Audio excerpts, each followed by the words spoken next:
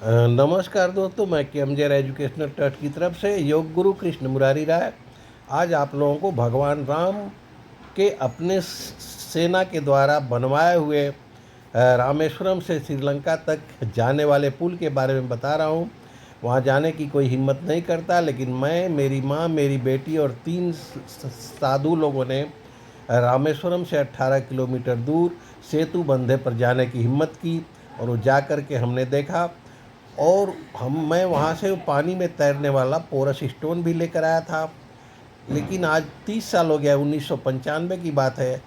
आज जब कुछ न्यूज़ चैनल उन्होंने भी वो रिपोर्ट दिखाई, तो वो मैं डिटेल आपको दिखाने जा रहा हूँ। दोस्तों, मैं केएमजेड एजुकेशनल ट्रस्ट की तरफ से कृष्ण मुरारी जयराम राय आप लोगों को आज बताने जा रहा हूँ कि भगवान राम के बारे में लोग बोलते हैं भगवान राम ऐतिहासिक नहीं है, कोई बोलता है कहानी है, कोई बोलता है पौराणिक है। भगवान राम ऐतिहासिक भी हैं, पौराणिक भी हैं, सब कुछ है, जो मैंने खुद भी जाकर भी देखा है। अगर आप सेतुबंध रामेश्वरम में, दक्षिण भारत के में एक स्थान है रामेश्वरम, वहाँ सेतुबंध जाकर देख लेंगे, आपको उनके हाथों का बनाया ब्रिज, जिसे नासा ने स्वयं साबित किया है।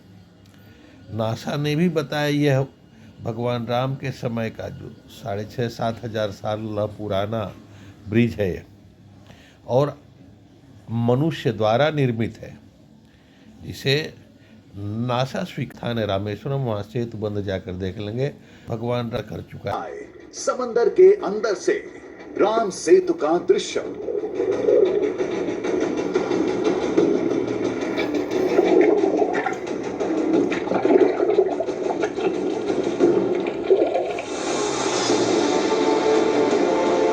राम सेतु की शिलाओं को कैमरे में कैद करने के बाद हम निकल पड़े एक और नए सफर पर। मंजिल थी राम सेतु का सबसे पहला हिस्सा, जिस यही वजह है कि इसे लोग राम सेतु का एक हिस्सा बताते हैं।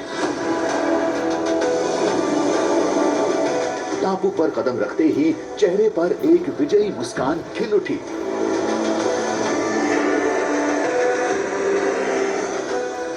वजह थे ये पत्थर, जो बिल्कुल राम सेतु जैसे थे, केवल आकार का फर्क था।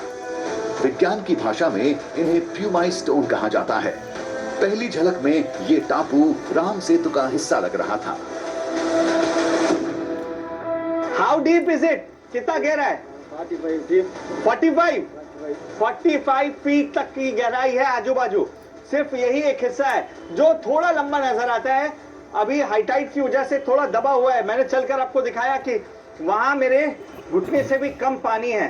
Coral live coral live coral.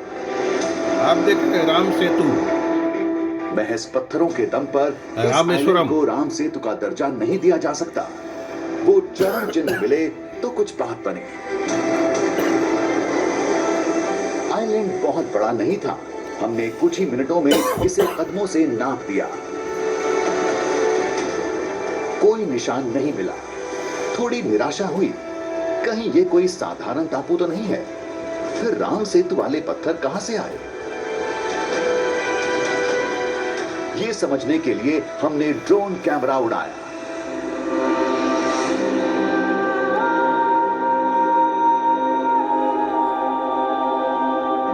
Drone जब ऊंचाई पर पहुंचा तो तस्वीर देखकर हम उछल पड़े।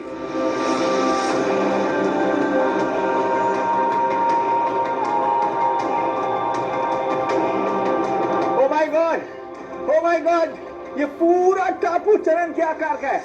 वाकई विश्वास नहीं हो रहा है। ये हो कैसे सकता है? यही भगवान राम के पैर पड़े हैं। मतलब ये सवाल यही भगवान राम का पैर है। क्या ये वही साक्ष्य है जिसका दावा लोग कर रहे थे?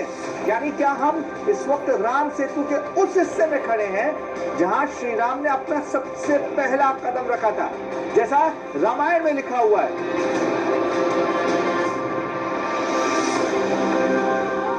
जिसे हम खोज रहे थे, हम उसके ठीक बीच में खड़े थे।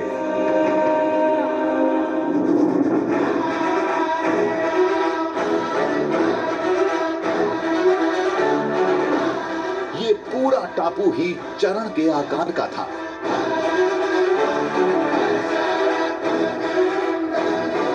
आकृति बहुत बड़ी थी, बहुत बड़ी, हमारी सोच से भी बड़ी।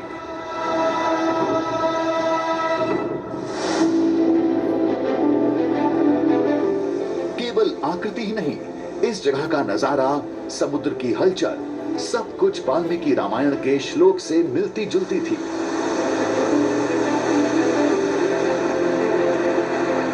समुद्र का व्यवहार आपको ये सोचने पर मजबूर करेगा कि जो पुराणों में लिखा है कि जब प्रभु श्री राम के चरण राम सेतु पर पड़े लंका पर कूच करने के लिए, तो समुद्र पर बेहद तेज लहरें चलने लगी थी।